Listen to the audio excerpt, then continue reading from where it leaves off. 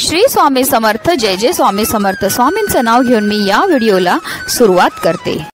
येत्या 8 मे म्हणजेच गुरुवारी आली आहे मोहिनी एकादशी।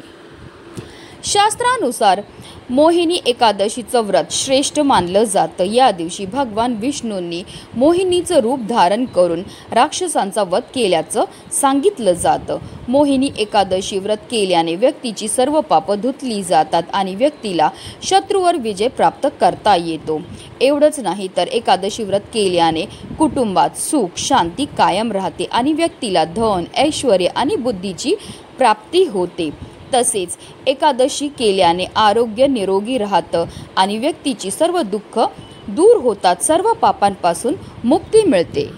वैशाख महिन्याच्या शुक्ल पक्षाची एकादशीची सुरुवात ही 7 मे रोजी सकाळी 10:19 सुरू होईल, तर दुसऱ्या दिवशी म्हणजे 8 मे रोजी दुपारी 12:29 समाप्त होईल आणि उदय तिथीनुसार मोहिनी एकादशीचं व्रत हे 8 मे रोजी म्हणजेच गुरुवारी ठेवलं जाणार आहे। पद्मपुराणानुसार त्रेतायुगात भगवान रामाने महर्षी वशिष्ठांच्या सांगण्यावरून हा उपवास केला होता। असं म्हणतात की हा उपवास सर्व प्रकारच्या दुःखापासून मुक्ती देणारा आणि सर्व पापांपासून मुक्ती करणारा सर्वोत्तम उपवास आहे। धार्मिक दृष्ट्या हा दिवस अत्यंत महत्त्वाचा असल्यामुळे या दिवशी काही प्रभावी उपाय आणि सेवा देखील केल्या जातात।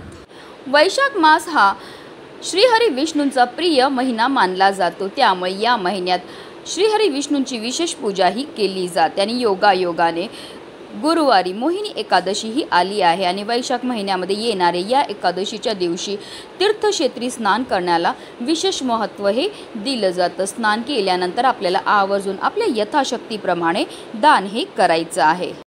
हे दान केल्यामुळे आपले पित्र आपल्यावर प्रसन्न होतात आणि आपल्याला सुखी संसाराचा ते आशीर्वाद देत असतात। पण हल्लीच्या धावपळीच्या जीवनामध्ये प्रत्येकालाच तीर्थक्षेत्री जाऊन स्नान करणं शक्य नसतं, म्हणूनच आपल्याला घरच्या घरी आंघोळीच्या पाण्यामध्ये या काही वस्तू टाकायच्यात आणि आपल्याला स्नानही करायची। ही स्नान केल्यामुळे आपल्याला तीर्थक्षेत्री स्नान केल्याचं पुण्य तर प्राप्त होणारच आहे, पण त्याचबरोबर आपल्याकडनं झालेल्या कळत नकळत पापांपासून सुद्धा आपल्याला मुक्तताही मिळणार आहे। म्हणून आपल्याला काय करायचं आहे, मोहिनी एकादशीच्या दिवशी ब्रह्ममुहूर्तावर उठायचं आणि अंथरुणामध्येच आपल्याला श्रीहरी विष्णू आणि माता लक्ष्मीचं स्मरण करायचं। कारण असं म्हटलं जातं ब्रह्ममुहूर्तावर आपण जी पण कार्य करतो त्यामध्ये आपल्याला अनंत पटीने पुण्यफळ हे प्राप्त होत असतं। त्यानंतर आपल्याला आंघोळीला पाणी हे काढायचं। आंघोळी करता तुम्ही थंड किंवा गरम कोणतंही पाणी घेऊ शकतात आणि त्यामध्ये सगळ्यात पहिली वस्तू जी आपल्याला टाकायचं ते म्हणजे गंगाजल। गंगाजल टाकून स्नान केल्यामुळे आपल्याला तीर्थक्षेत्री स्नान केल्याचं पुण्य प्राप्त होतं। त्याचबरोबर आपल्याकडनं झालेल्या कळत नकळत पापांपासून सुद्धा आपल्याला मुक्तताही मिळत असते। तर तुमच्याकडे गंगाजल नसेल तर अगदी तुम्ही गोमूत्र टाकून स्नान केलं तरीही चालणार आहे। दुसरी वस्तू जी आपल्याला आंघोळीच्या पाण्यामध्ये टाकायची ती म्हणजे हळद। योगायोगाने मोहिनी एकादशी आली आहे गुरुवारी आणि गुरुवारच्या दिवशी हळदी टाकून स्नान करण्याला विशेष महत्त्व हे दिलं जातं। हळद ही श्रीहरी विष्णू आणि माता लक्ष्मीला अतिशय प्रिय आणि जेव्हा आपण आंघोळीच्या पाण्यामध्ये आपण हळद टाकून स्नान करतो तर त्यामुळे आपल्या कुंडलीतील गुरुग्रह हा बलवान होतो आणि जर आपल्या कुंडलीतील गुरुग्रह बलवान झाला तर त्यामुळे आपल्या जीवनामध्ये असणाऱ्या ज्या आर्थिक समस्या आहेत त्यापासून आपल्याला मुक्तताही मिळत असते। तिसरी वस्तू जी आपल्याला टाकायचं ते म्हणजे तुळशीचं पत्र। तुळस म्हणजे साक्षात माता लक्ष्मीचं स्वरूप आहे आणि श्रीहरी विष्णूंना अतिशय प्रिय आहे ती म्हणजे तुळस। पण एकादशीच्या दिवशी तुळशीची पत्र ही तोडली जात नाही किंवा तुळशीला स्पर्श केला जात नाही किंवा जल अर्पण केलं जात नाही, कारण तुळस म्हणजे माता लक्ष्मी आहे आणि एकादशीच्या दिवशी माता लक्ष्मीचं निर्जला व्रत असतं आणि जर कळत नकळत आपल्याकडनं तुळशीची पत्र तोडली गेली तर त्यामुळे माता लक्ष्मीचं निर्जला व्रत हे मोडलं जातं आणि त्याचे दोष जे आहेत ते आपल्याला लागत असतात। म्हणून तुम्हाला जी पण पूजे करता तुळशीची पत्र लागणार ती तुम्हाला आजच तोडून ठेवायची आहेत। तर आपल्याला एक तुळशीचं पत्र आंघोळीच्या पाण्यामध्ये टाकायचं आहे। हे पत्र टाकल्यामुळे आपल्या श्रीहरी विष्णू आणि माता लक्ष्मीची कृपा होते आणि त्यांच्या कृपेने आपल्या जीवनामध्ये असणारे जे दोष आहेत, दारिद्र्य आहे, नकारात्मकता आहे ती दूर होण्यामध्ये मदतही मिळत असते।